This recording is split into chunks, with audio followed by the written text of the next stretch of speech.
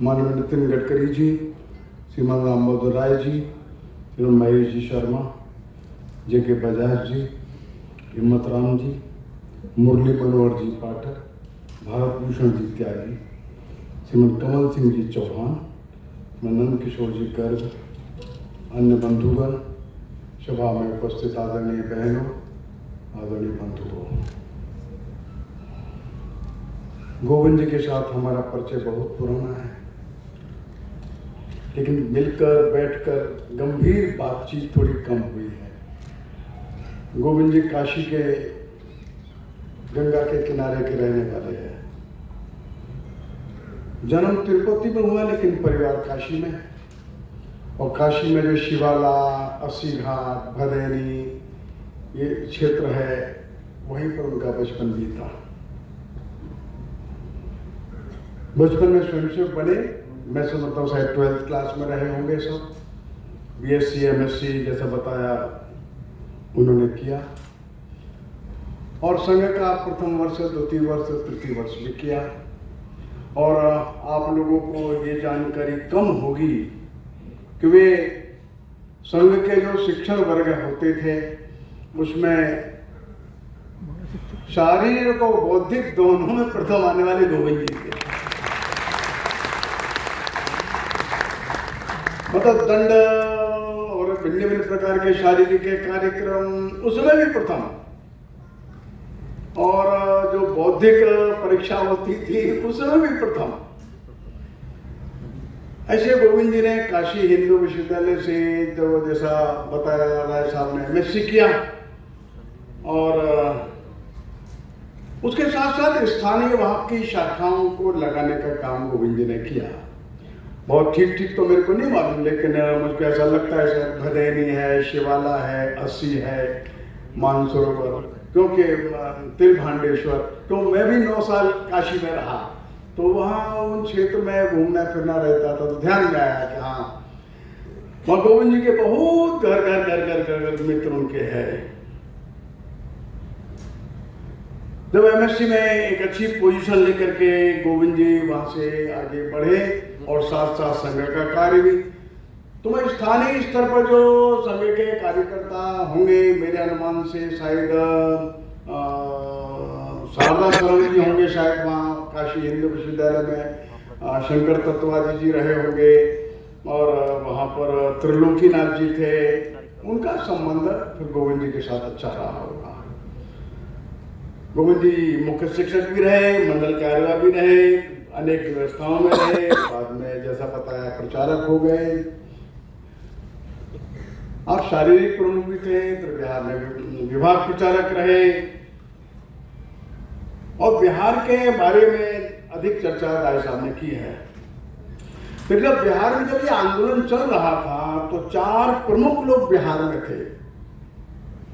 राय साहब भी बिहार में थे, गोविंद जी बिहार में थे, शिवशंकर तिवारी जी बिहार में थे, और नरसिंह जी भी थे संभाग प्रचारक। ये चारों लोग काशी हिंदू विश्वविद्यालय से ही गए थे वहां।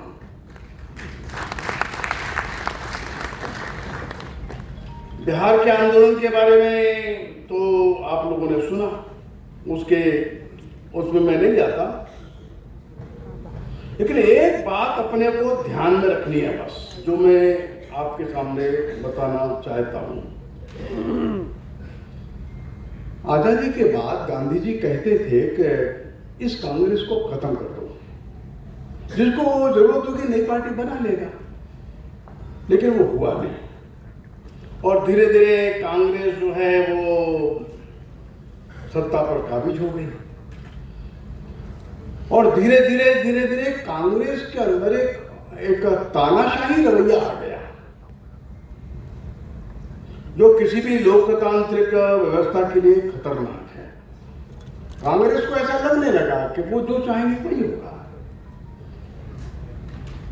तो 74-75 का जो कालखंड है वो समझने की आवश्यकता है, आज के जो शोधकर्ता हैं उनको भी, और राजनीति में जो लोग हैं उनको भी। कश्मीर से लेकर के आंध्र तक, कर्नाटक तक कांग्रेस का शासन था। कश्मीर में सैयद मीर कासिम थे, पंजाब में ज्ञानी जैल सिंह थे, हिमाचल में यशवंत सिंह परमार थे, हरियाणा में बंसीलाल थे, उत्तर प्रदेश में शायद हेमवती नंदन बहुगुणा थे, राजस्थान में हरदेव जोशी थे, मध्य प्रदेश में पीसी सेठी थे, महाराष्ट्र में बसंतराव नाइक थे, गुजरात में चिमन भाई पटेल थे, बिहार में अब्दुल गफूर थे, बंगाल में सिद्धार्थ शंकर राय थे, उड़ीसा में नंदिनी सरस्वती थी, असम में सरचंद सिन्हा थे, कर्नाटक में देवराज उर्स थे, आंध्र में जेबी राव थे। पूरा कांग्रेस का शासन था। केवल तमिलनाडु, केरला, नागालैंड और मणिपुर 90% देश में, 90% देश में कांग्रेस का शासन था। और एक प्रकार से कांग्रेस की एक डिक्टेटरशिप जैसी धीरे धीरे स्थापित हो गई। कठिन काल था और ऐसे परिवेश में एक और तानाशाही जैसा कोई दूसरा दल पनप ही ना पाए। कांग्रेस ने भी ऐसा रास्ता अपना लिया, किसी को भी पनपने ही नहीं देना, खड़ा ही नहीं होने देना। हर तरह का जो साम दाम दंड भेद बनाकर और कैसे भी सत्ता पर कब्जा बनाए रखना। संघ का तो इतना विरोध करते थे इसको पूछो नहीं। कोई भी संघ में शाखा जाता है तो कर्मचारी है तो उसकी नौकरी से खत्म कर दो, ये कर दो, वो कर दो, बहुत तरह का अत्याचार सभी विरोधी दलों को सामना करना पड़ता था। तो अब बिहार आंदोलन को समझ गया। जब 90% क्षेत्र में कांग्रेस थी तब बिहार में जो आंदोलन हुआ था, और आज आप देखिए 10% भी कांग्रेस देश में नहीं है। देश का मूड एकदम धीरे धीरे बदलता चला गया। बिहार का जो आंदोलन है एक टर्निंग पॉइंट है, ध्यान रखिए आप। जेपी बाबू भी आए, बाकी लोग आए, आपातकाल लगा, हम भी जेल में गए, बाकी लोग जेल में गए, लोगों ने अत्याचार सहा, लेकिन देश खड़ा होना सीख गया। बिहार आंदोलन, उसके पहले गुजरात आंदोलन हुआ था, फिर बिहार जो आंदोलन हुआ, इस बिहार आंदोलन ने लोगों के अंदर एक आत्मविश्वास पैदा करना शुरू किया। नहीं, सत्ता की जो गलत नीतियां हैं, सत्ता का जो भ्रष्टाचार है, सत्ता की जो दिशा गलत है, उसके विरोध में जनता को खड़ा होना चाहिए। और इसलिए आज अपने विजय राय साहब भी मौजूद हैं और गोविंद जी भी मौजूद हैं, जो बिहार के इस आंदोलन की पूरी प्लानिंग इन्होंने की। संघ के अधिकारियों को भी सहमत किया। उसमें पूजने रज्जू भैया और भावराव सब देखे रहे थे, क्यों बिहार उत्तर प्रदेश के साथ ही था, एक क्षेत्र था। तो उन दोनों भावराव क्षेत्र प्रचारक थे, रज्जू भैया क्षेत्र प्रचारक थे। तो सब बातें रज्जू भैया के पास भी आती थी, भावराव के पास भी आती थी, सबको सहमत करना होता था। कुल मिलाकर के देश की राजनीति में और जनता के आत्मविश्वास को बढ़ाने में और एक प्रकार के तानाशाही रवैये की जो राजनीति चल रही थी, उससे हटकर जनता खड़ा होना सीखे। जनता के अंदर ये आत्मविश्वास और मनोबल हमेशा के लिए बढ़ाना और कांग्रेस को धीरे धीरे धीरे बिल्कुल नए पथ में भेजने की तैयारी, वो शुरुआत बिहार का आंदोलन है। वो टर्निंग पॉइंट है, वो एक ऐसा मोड़ है जिस पर आगे भविष्य में जिनको शोध करना होगा शोध करेंगे। आखिर जो लगभग 15 बड़े प्रांतों में स्थापित कांग्रेस, 90% क्षेत्र पर कांग्रेस, और धीरे धीरे घटती फिर वो स्थिति कांग्रेस कभी नहीं ले पाई। भले इंदिरा जी बाद में सत्ता में आए, कांग्रेस भी आई और भी लोग आए, लेकिन बाद में स्थानीय दल भी मजबूत हुए, राष्ट्रीय दल भी मजबूत हुए और देश एक स्वस्थ लोकतंत्र के लिए विकसित होने के लिए आगे बढ़ा।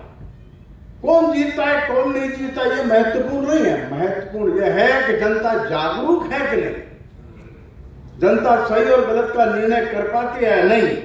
और इसलिए गोविंद जी के बारे में जब लोग चर्चा करते और आकलन करते तो अत्यंत मेधावी विद्यार्थी, अत्यंत मेधावी, हजारों पुस्तकों का अध्ययन, साइंस है, चाहे टेक्नोलॉजी है, चाहे कल्चर है, चाहे रिलीजन है, चाहे डेवलपमेंट है, एग्रीकल्चर है, इकोनॉमी है, एनवायरमेंट है, हर एक विषय का अध्ययन करने का सामर्थ्य और गहराई में जाकर के उसका विश्लेषण करना। अध्ययन करना तो एक बात है, जिसको कहते हैं निधिध्यासन। अध्ययन किया, मनन किया, उसका विश्लेषण करना, ये महत्वपूर्ण पक्ष है अध्ययन का। विश्लेषण नहीं किया तो अध्ययन क्या है, तो इंफॉर्मेशन है। तो गोविंद जी के अंदर वो सामर्थ्य था, वो है, जिससे कि सारी परिस्थितियों का योग्य रीति से विश्लेषण करना और समाज के लिए आवश्यक क्या है उसको प्रस्तुत करना। बंधु, आज वो समय नहीं है कि मैं आज गोविंद जी के बारे में ज्यादा बताऊं, समय का अभाव है, लेकिन बहुत से पक्ष है जो उनके बारे में आप लोग बाद में जानकारी प्राप्त करेंगे। लेकिन आज जो महत्वपूर्ण विषय है प्रकृति का संवाद, तो गोविंद जी ने से बहुत सारे कार्यक्रम प्रारंभ किए जिससे लोगों की चेतना जगे, लोगों का सोचने का तरीका, नजरिया ये बदले। और ये संकट केवल भारत का नहीं है, अब ये संकट वैश्विक है, और ये संकट ये सोच का संघर्ष है कि मनुष्य और प्रकृति के बीच संबंध क्या रहेगा, मनुष्य प्रकृति को क्या समझेगा। तो ईश्वर की कृपा से भारत का सोच अभी भी पक्का है। राजनीति में सरकारें क्या निर्णय लेती है नहीं लेती वो अलग अलग पक्ष है। अभी मैं 3 दिन पहले केदारनाथ में था, तो केदारनाथ हर वर्ष लोग 20 लाख लोग जाते हैं केदारनाथ, और इतनी लंबी चढ़ाई चल के जाते हैं। योगायोग ऐसा है कि जब हम 3 दिन पहले थे बड़ी तेज बर्फ गिरने लगी, बारिश भी होने लगी। वहीं बड़ा अस्पताल हमारे स्वयंसेवकों ने बनाया है, उसके बाहर हम खड़े देख रहे थे।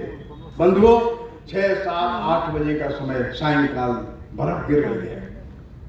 ऐसे बर्फ गिरते समय हजारों यात्री आ रहे हैं, वो भीगते आ रहे, -4, 5, 7 टेम्परेचर माइनस में।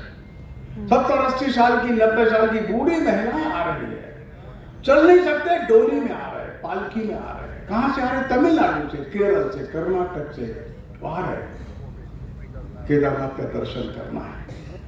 कौन बात ऐसी है जो इनको केदारनाथ लेकर के आती है इतने 2000-3000 किलोमीटर दूर से?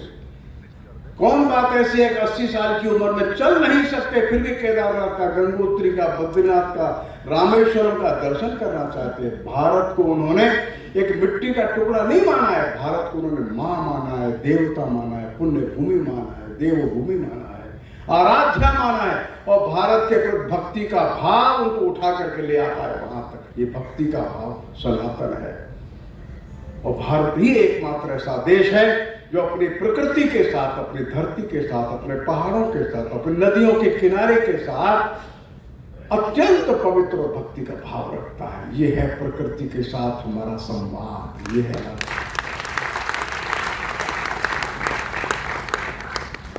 दुनिया के किसी भी साहित्यकार के शब्द बहुत कम पड़ जाएंगे, मैं सच बता रहा हूं। जब मैंने वो दृश्य देखा, अभी 3 दिन पहले की बात है, बूढ़ी महिला 80 साल की, ऊपर से पॉलिथीन डाला के बर्फ गिर रही है, 4 लोग कंधे पर लेकर के जा रहे हैं।